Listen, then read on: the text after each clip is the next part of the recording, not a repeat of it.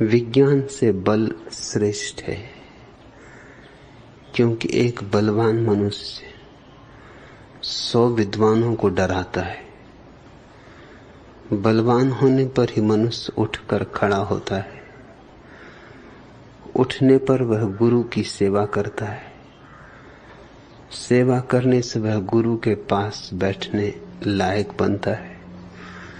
पास बैठने से दृष्टा बनता है, श्रोता बनता है, मनन करने वाला बनता है, बुद्ध बनता है, कर्ता बनता है, विज्ञानी बनता है। भगवान छांदोग्योपनिषद के इस अजीब से सूत्र का आशय क्या है, यह हमें विशद रूप से समझाने की अनुकंपा करें। सहजानंद, यह सूत्र निश्चय ही अजीब सा मालूम होता है। अजीब है नहीं, है तो बहुत प्यारा, है तो बहुत अनूठा, अद्वितीय। छांदोग्य उपनिषद का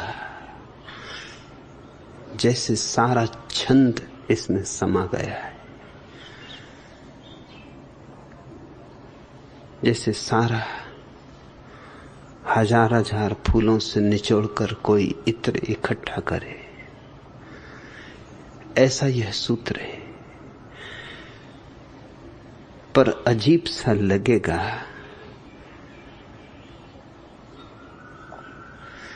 क्योंकि सत्य भाषा में आते आते अजीब सा ही हो जाता है। और हमारे पास कोई सत्य का अनुभव नहीं हो तो शब्द ही हमारे हाथ लगते हैं, और शब्दों में बड़ा खतरा है।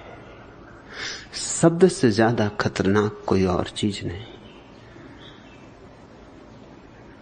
समझे तो पहुंचे, चूके तो गिरे, खड़क की धार पर चलने जैसा है। तुम्हारी बात में समझा सहजानंद, क्योंकि सूत्र शुरू होता है बलम वा विज्ञानात भूया, विज्ञान से बल श्रेष्ठ है, और सूत्र अंत होता है विज्ञाता भवति, विज्ञानी बनता है।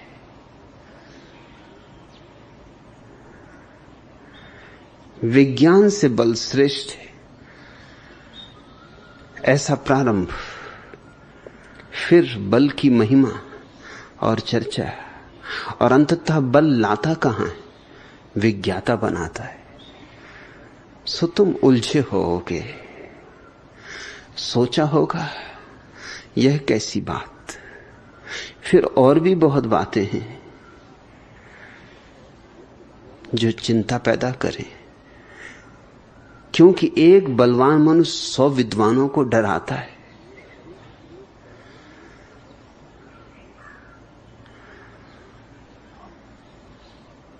विद्वान तो हम उसे कहते हैं जो जानता है, और बलवान वह तो कोई बड़ी महत्ता की बात नहीं। कोई गामा पहलवान को बुद्ध के साथ तुलना करने बैठ जाए तो यूं तो ठीक है कि एक गामा पहलवान 100 बुद्धों को हरा दे, मगर वो हराना ऐसे ही होगा जैसे एक चट्टान गुलाब के फूल को दबा दे। इससे चट्टान कुछ गुलाब का फूल नहीं हो जाती, और ना ही गुलाब के फूल पर जीत जाती। फिर बल की महिमा छांदोग्योपनिषद गाता चलता है। बलवान होने पर मनुष्य उठकर खड़ा होता, उठने पर गुरु की सेवा, सेवा से गुरु के पास बैठने की योग्यता, पास बैठने से दृष्टा बनता है। तब एक मोड़ आया। चले थे विज्ञान के विपरीत, बल की प्रशंसा में, और बात कुछ और होने लगी। दृष्टा बनता, श्रोता बनता, मनन करने वाला बनता, बुद्ध बनता, कर्ता बनता, और तब वर्तुल पूरा होता है कि बलवान विज्ञानी बनता है। तो स्वभावतः लगेगा कि बात बेबूझ है, तर्क से बेबूझ लगेगी। तर्क कुछ भी सुलझाता नहीं, उलझाता है। तर्क को थोड़ा हटाकर सहानुभूति से सूत्र को समझने की कोशिश करो। एक एक शब्द को बहुत ध्यानपूर्वक लेना, क्योंकि बारीक भेद हैं जो ऊपर से दिखाई नहीं पड़ते, और इसलिए सदियों सदियों तक भूलें चलती रहती। विज्ञान और विज्ञाता एक सा अर्थ देते मालूम होते, मगर उनमें एक सा अर्थ नहीं है, विपरीत अर्थ है। विज्ञान है बहिरी यात्रा, और विज्ञाता होना है अंतर यात्रा। विज्ञान का अर्थ है वस्तु को जानना, और विज्ञाता का अर्थ है जानने वाले को जानना। विज्ञान तो पदार्थ का होता है, और विज्ञाता होना आत्मबोध है, परमात्मा अनुभव है, सत्य साक्षात है। इसलिए विज्ञान और विज्ञाता शब्द को सबसे पहले स्पष्ट अलग अलग कर लो। एक ही धातु से बनते हैं दोनों, भाषा कोश में एक ही अर्थ है दोनों का, इसलिए भूल हो सकती है। लेकिन यह सूत्र जिन्होंने कहा होगा वे कुछ भाषा के जानकार ही नहीं, अनुभव, रसिक्त, उस परम विज्ञान की, विज्ञाता की अवस्था में रहे हुए व्यक्ति रहे होंगे। तो पहला भेद, विज्ञान अर्थात साइंस, और विज्ञाता अर्थात धर्म। विज्ञान विचार पर निर्भर होता है, और विज्ञाता निर्विचार पर। विज्ञान में सोचना होता है, विज्ञाता होने में सोचने का अतिक्रमण करना होता है। जब तक सोच विचार है तब तक मन में उपद्रव है, तब तक झंझावात, आंधियां, तूफान, नाव डमाडोल, किनारा मिलेगा कि नहीं मिलेगा, कि मझधार में ही डूब जाना होगा। यूं ही चिंता में क्षण बीतते, ऐसे ही संताप में समय गुजरता। अब डूबे तब डूबे की हालत होती। विज्ञाता का अर्थ है किनारा मिल गया, आंधियां समाप्त हुई। आंधियां ही नहीं, अब तो झील पर लहरें भी नहीं उठती, अब तो झील दर्पण बनी, ऐसी शांत, ऐसी मौन कि सारा आकाश वैसा ही प्रतिफलित होता है जैसा है। विज्ञाता पंडित नहीं है, प्रबुद्ध है। विज्ञानी पंडित है, प्रबुद्ध नहीं। अल्बर्ट आइंस्टीन और गौतम बुद्ध का जो भेद है,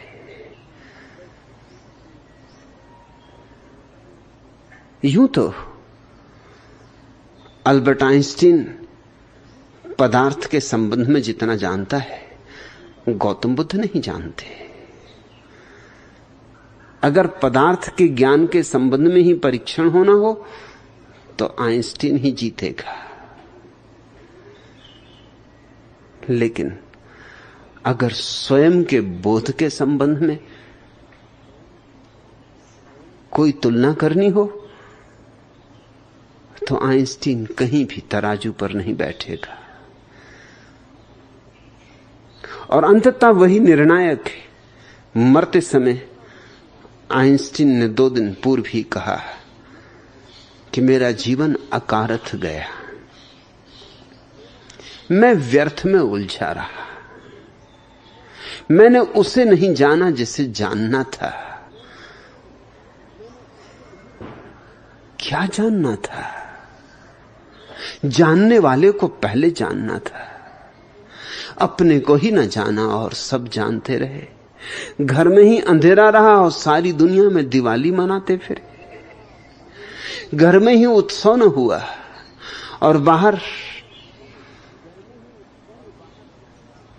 गुलाल उड़ाई, रंग उड़ाए, सब थोथा हो गया। जब तक भीतर उत्सव न हो तब तक बाहर के वसंत का क्या मूल्य है। और जब तक भीतर के फूल न खिले तब तक आए मधुमास की जाए, सब बराबर है। फूल खिलें कि झरें, क्या करोगे? भीतर ही प्रकाश न हो तो सूरज उगे कि डूबे, तुम तो अंधेरे में ही हो। उगता है सूरज तब भी, डूबता है तब भी। अंधेरी रात तो भी अमावस, पूर्णिमा की रात तो भी अमावस। तुम्हारे भीतर तो अमावस ही बनी रहती। और मृत्यु के क्षण में अल्बर्ट आइंस्टीन को यह दिखाई पड़ना शुरू हुआ कि काश मैंने इतनी ही ऊर्जा अपने को जानने में लगाई होती तो आज मृत्यु के पार भी मेरे भीतर कुछ है, शायद उसे पहचान लिया होता। आज मृत्यु का बहना पकड़ता, आज मृत्यु का अतिक्रमण करने की मेरी क्षमता होती। मरते समय एक ही भाव अल्बर्ट आइंस्टीन को था कि अगर फिर कभी जीवन मिले तो उस सारे जीवन को अब धर्म की, रहस्य की खोज में लगा दूंगा। और सबसे बड़ा रहस्यों का रहस्य स्वयं के भीतर है। होगा भी, होना भी चाहिए। जानने वाले को जानने में ही परम रहस्य है। इस भेद को तुम ठीक से समझ लो तो सूत्र साफ होना शुरू हो जाएगा। वलम वाव विज्ञानाद भुआ, ठीक कहता है छांदोग्य उपनिषद का ऋषि, विज्ञान से बल श्रेष्ठ है। विज्ञान पदार्थ की जानकारी, बल किसे कह रहा है? बल से भी तुम किसी पहलवान के बल को मत समझ लेना। बल से भी उपनिषद के ऋषि का अर्थ होता है अंतर ऊर्जा। साधारण आदमी ऐसा है जैसे छेद वाला घड़ा, कितना ही भरो भरता नहीं, भरो और खाली हो जाता है। कुछ रुकता नहीं, कुछ टिकता नहीं।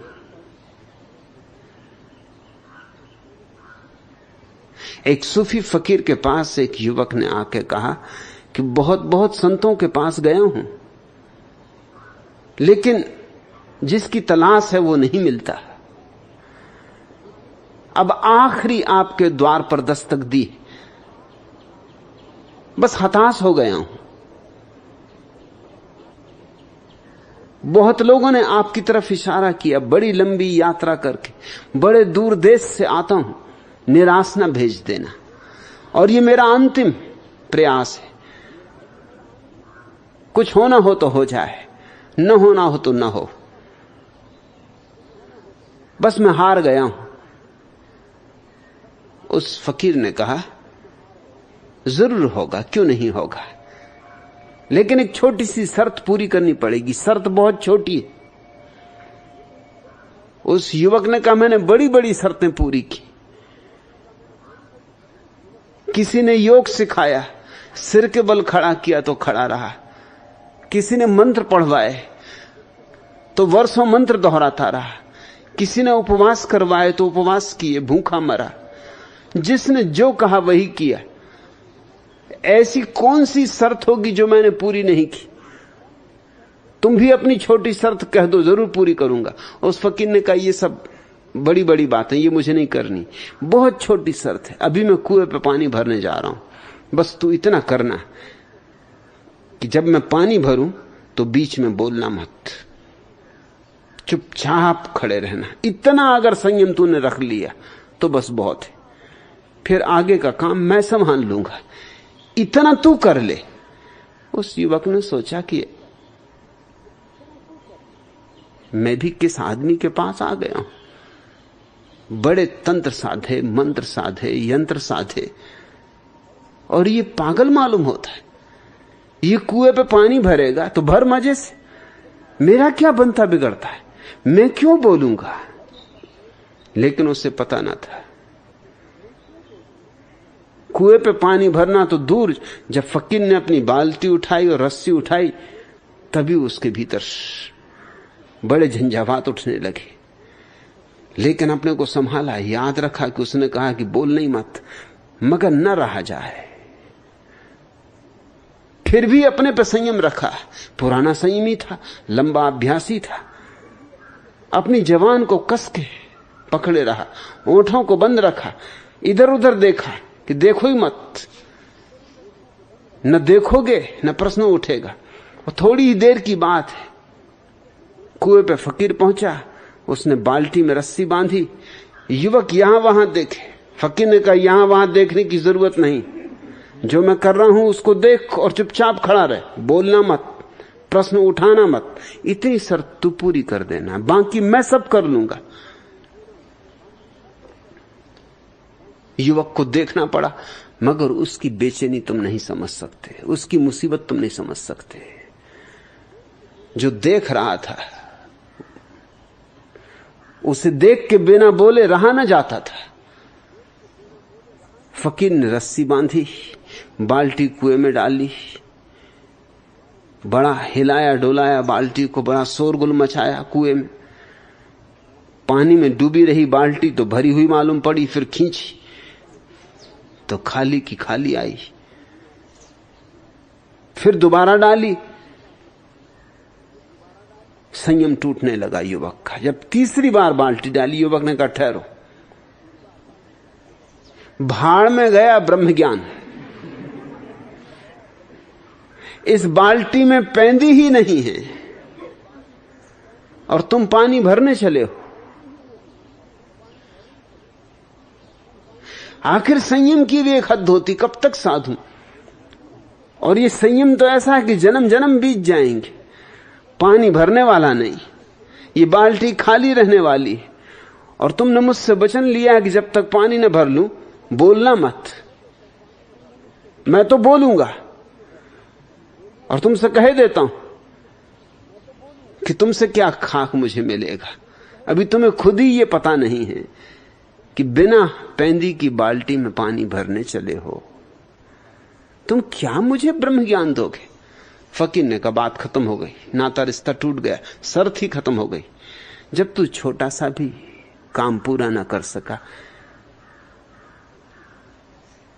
अरे बस ये आखिरी बार था, 3 बार का मैंने तय किया था, मगर तू चूक गया। 3 ही बार पूरे न हो पाए और तनु संयम छोड़ दिया, रास्ते पे लग अपनी।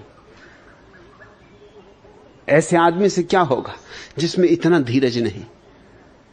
भाग, ये तो मुझे भी पता है कि बाल्टी में पैंदी नहीं, मैं कोई अंधा हूं। बाल्टी में पानी नहीं भरेगा ये भी मुझे पता है, ये तो तेरी धीरज की परीक्षा थी, मगर तू असफल हो गया। अब मैं जानता हूं कि क्यों तू अब तक हताश है। तू सदा हताश रहेगा। एक छोटा सा काम ना कर सका, भाग जा, अब ये शकल मुझे मत दिखा। युवक चला तो, लेकिन अब बड़ी बेचैनी में पड़ गया। बात तो ठीक थी, फकीर पागल नहीं था, कुछ बेबूझ था। सो फकीर सदा हुए। फकीर और बेबूझ ना हो तो क्या खाक फकीर। फकीर और कुछ रहस्यपूर्ण ना हो तो क्या खाक फकीर। पंडित होते हैं तर्क शुद्ध, फकीर तो तर्क शुद्ध नहीं होते, रहस्यमय होते, पहेली की तरह होते। मैंने भी क्या चूक कर दी, ये जरा सी देर और रुक जाता। जरा सी देर की बात थी, और पता नहीं ये आदमी क्या जानता हो। जानता जरूर होगा, क्योंकि ऐसी परीक्षा मेरी किसी ने कभी ली भी न थी। रात भर सो न सका, सुबह ही उठ के पहुंच गया, अंधेरे अंधेरे पहुंच गया। फकीर के द्वार पर सिर पटक के पड़ रहा और कहा कि मैं हटूंगा नहीं यहां से, मुझसे भूल होगी, मुझे क्षमा कर दो, एक अवसर और दो। फकीर ने कहा क्या भूल हो गई? उसने कहा यही कि मुझे क्या लेना था। दिखता था मुझे कि बिना पेंदी की बाल्टी में पानी भरेगा नहीं। मुझे बोलना नहीं था, चुप खड़ा रहता। वायदा किया था, पूरा करना था, मैं वायदे से च्युत हुआ। फकीर ने कहा अगर इतना तुझे दिखाई पड़ गया कि बिना पेंदी की बाल्टी में पानी नहीं भरता, तो मैं तुझसे यह कहना चाहता हूं कि तेरे भीतर भी पेंदी नहीं है, इसलिए ऊर्जा इकट्ठी नहीं होती। ऊर्जा इकट्ठी ना हो तो तू कैसे ब्रह्म को जानेगा? ब्रह्म को जानने के लिए ऊर्जा चाहिए, ऐसी ऊर्जा कि ऊपर से बह उठे। अतिरेक चाहिए। ऊर्जा के अतिरेक को बल कहा है छांदोग्योपनिषद ने। ऐसी ऊर्जा चाहिए कि तुम संभाल ना सको, तुम्हारे ऊपर से बहने लगे। इतनी ही ऊर्जा हो तो ही सत्य को जाना जा सकता है। निर्वीर्य सत्य को नहीं जान सकते। तुमने कभी सुना ना होगा कि कोई नपुंसक और ब्रह्म ज्ञान को उपलब्ध हुआ हो। वीर्यवान, ऊर्जा से भरे हुए लोग। वृक्ष पर फूल कब खिलते? जब वृक्ष के पास इतनी ऊर्जा होती कि अब उमंग में लुटा सकता है, तब फूल खिलते। अगर वृक्ष को ठीक खाद न मिले, ठीक जल न मिले, रोशनी न मिले, फूल ना आएंगे। फूल तो विलास है, वैभव है, ऐश्वर्य है, और इसलिए मुझे ईश्वर शब्द प्यारा है। ईश्वर शब्द ऐश्वर्य से ही बना है। ईश्वर को ही वे ही लोग जान पाते हैं जिनके भीतर इतनी ऊर्जा होती कि जैसे वृक्षों की ऊर्जा फूल बन जाती। ऊर्जा जब न्यूनतम होगी तो फूल तो दूर, पत्ते भी मुश्किल से पैदा होंगे। फूल तो बहुत दूर, पत्ते भी कुम्हलाए कुम्हलाए होंगे। ऊर्जा अतिरेक होनी चाहिए। पश्चिम के बहुत बड़े रहस्यवादी कवि विलियम ब्लेक का वचन महत्वपूर्ण, उपनिषद के सूत्रों जैसा है। विलियम ब्लेक आदमी था भी कि उसे कवि नहीं ऋषि ही कहना चाहिए।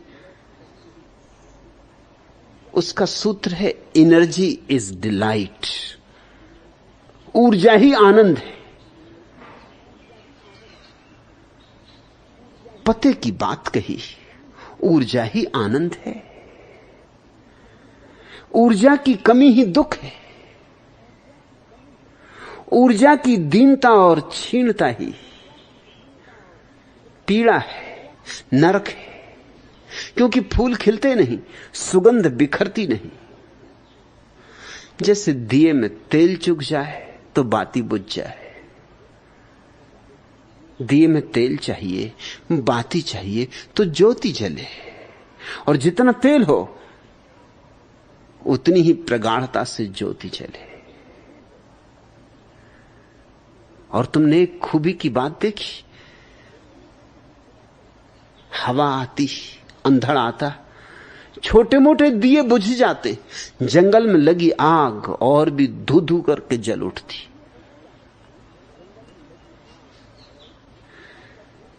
छोटे दिए बुझ जाते, हवा का झोंका आया कि गए, लेकिन बड़ी आग और बड़ी हो जाती। तुम्हारे भीतर ऊर्जा हो तो परमात्मा की ऊर्जा भी तुम्हारी ऊर्जा में संयुक्त हो जाती।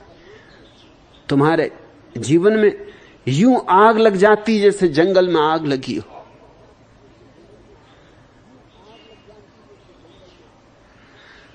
छोटा मोटा दिया हो तो जरा सा हवा का झोंका और उसे बुझा जाता है। इसे स्मरण रखना, क्षुद्र ऊर्जा से नहीं चलेगा, विराट ऊर्जा चाहिए। आकाश की यात्रा पर निकले हो, ईंधन तो चाहिए ही चाहिए, पंखों में बल चाहिए। इसलिए छांदोग्य ठीक कहता है, बलम वा विज्ञानात भुआ, विज्ञान से बल श्रेष्ठ।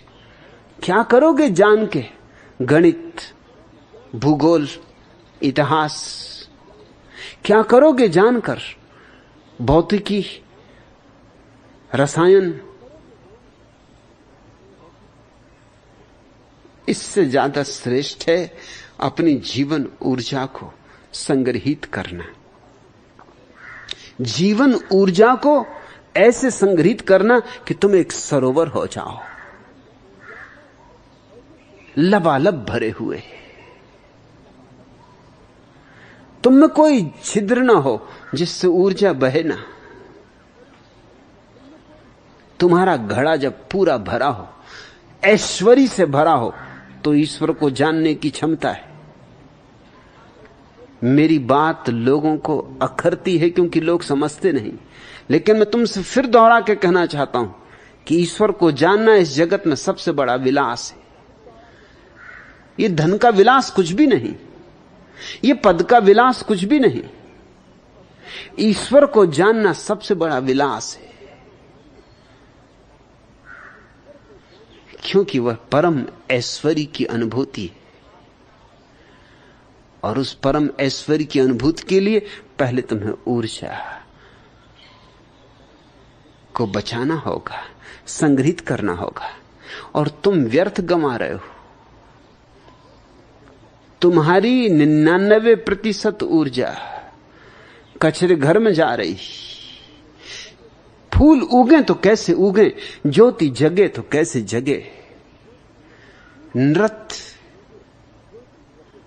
हो तो कहां से हो, थके मांदे तुम क्या नाचोगे। टूटे फूटे तुम क्या नाचोगे। और जब नाच नहीं पाते तो बहाने खोजते हो, कहते हो आंगन टेढ़ा। नाच न आवे आंगन टेढ़ा। अब आंगन के टेढ़े होने से कुछ नाचने में बाधा पड़ सकती। अरे जिसको नाचना है, आंगन टेढ़ा हो कि सीधा हो, नाचेगा। अगर नाच है तो आंगन को ही सीधा होना पड़ेगा। नाचने वाले की ऊर्जा आंगन को सीधा कर देगी। आंगन का तिरछा होना कहीं नाचने वाले को रोक सकता है। लेकिन क्या क्या बहाने हम खोजते। ऊर्जा की कमी है। पूछते फिरते हैं कि जीवन में दुख क्यों है।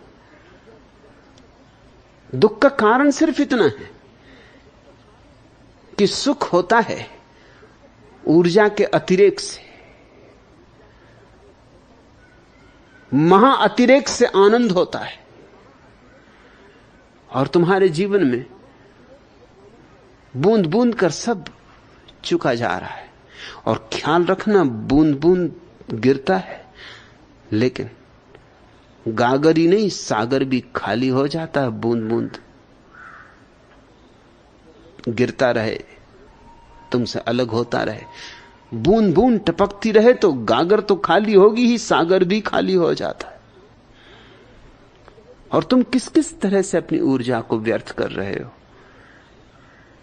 तुम्हारे पास जितनी इंद्रियां हैं उन सब से तुम दो तरह के काम ले सकते हो, एक तो ऊर्जा को भीतर ले जाने का, और दूसरा ऊर्जा को बाहर फेंकने का। यही अंतर्मुखी और बहिर्मुखी का भेद है। बहिर्मुखी मूढ़ है, दरवाजा तो एक ही होता है, उसी दरवाजे पे एक तरफ लिखा होता है प्रवेश, एंट्रेंस, उसी दरवाजे पे दूसरी तरफ लिखा होता है एग्जिट।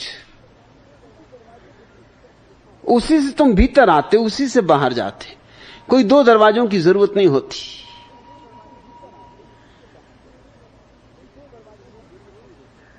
एक ही दरवाजा काफी होता है। तुम्हारी आंख से तुम्हारे देखने की ऊर्जा बाहर भी जाती और भीतर भी आती। जो समझदार है वो आंख से ऊर्जा को इकट्ठा करता है, और जो नासमझ है वो गंवाता है। जो नासमझ है आंख उसके लिए छेद हो जाती, और जो समझदार है आंख उसके लिए संग्राहक हो जाती। बुद्ध ने कहा है राह पर चलो तो 4 कदम से ज्यादा मत देखना। क्यों? क्योंकि ज्यादा की क्या जरूरत है। चलना है तो 4 कदम देखना पर्याप्त है। जब 4 कदम चल लोगे तो 4 कदम आगे दिखाई पड़ने लगेगा। 4 कदम देखते देखते तो हजारों मील की यात्रा पूरी हो जाएगी। लेकिन तुम 4 कदम छोड़ के सब देखते हो। वो 4 कदम भर नहीं देखते जो चलने। दीवाल पर लिखा है डोंगरे का बालमृत, पढ़ो।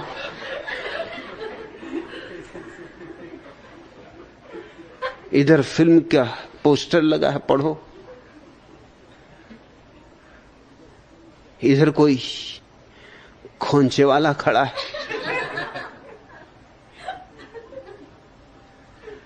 उधर कोई स्त्री गुजर गई,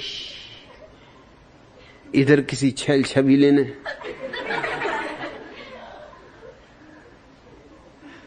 कोई फिल्मी धुन छेड़ दी। क्या क्या हो रहा है चारों तरफ, तुम करो भी क्या। आंखें भागी फिर रही, सब तरफ भटक रही। वैज्ञानिक कहते हैं कि आंख से मनुष्य की 80% ऊर्जा बाहर जाती।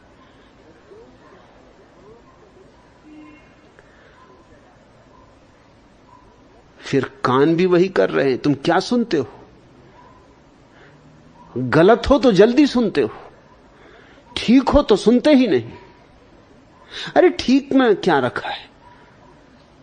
ठीक में कोई समाचार होता है, गलत में समाचार होता है। किसकी स्त्री किसके साथ भाग गई, इसमें कुछ समाचार होता है, मजा आ जाता है। पांच सरक आते हैं लोग जब ऐसी बातें होने लगती, गुफ्तगू होने लगती, फुसफुसा के बातें करने लगते। और जब 2 आदमी फुसफुसा के बातें करें तो जितने आदमी सब सुनने लगते, क्योंकि जब बात फुसफुसा के हो रही तो जरा गहरी हो रही है, कोई बात गहरी हो रही।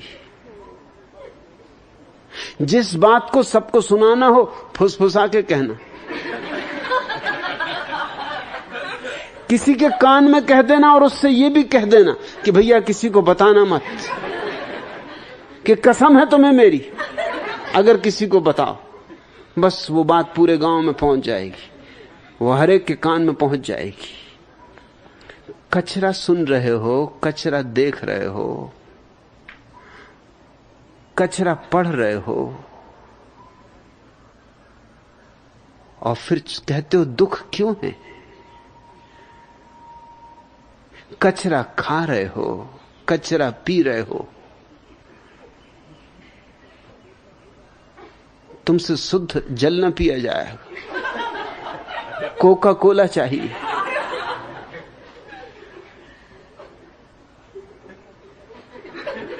अब ये कभी सोचोगे नहीं ये कोका कोला है क्या?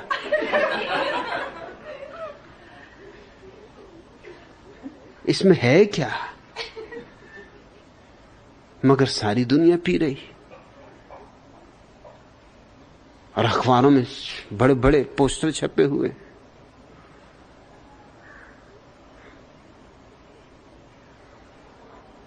अखबार पढ़ रहे हो, लोग कोका कोला पी रहे हैं, लोग अखबार पढ़ रहे हैं, फिल्में देख रहे हैं, रेडियो पे सुन रहे हैं, और सब जगह एक ही चर्चा है कि अगर जिंदगी का मजा लेना है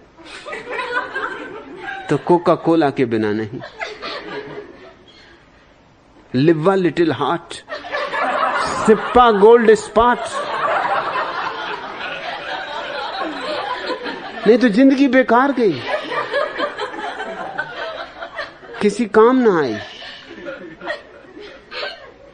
लोग क्या खाते हैं, क्या पीते हैं, क्या सुनते हैं, क्या देखते हैं, अगर तुम जरा हिसाब रखो तो तुम्हें साफ दिखाई पड़ेगा तुम क्यों दुखी हो। जो सुनने योग्य हो अगर वही सुना जाए, और जो देखने योग्य हो अगर वही देखा जाए, तो तुम्हारे जीवन की 90% ऊर्जा तो अपने आप सुरक्षित हो जाएगी, अपने आप। तुम्हारे घर में कोई कचरा डाले तो तुम इंकार करोगे, लेकिन तुम्हारी खोपड़ी में कोई कचरा डाले तुम कहते हो आइए, विराजिए, पधारिए, बड़ी कृपा की, ऐसे ही आया करते रहिए, कैसी कैसी प्यारी खबरें ले आए हैं, धन्य भाग कि आप पधारे, कृतकृत्य हो गए, कृतार्थ हुए।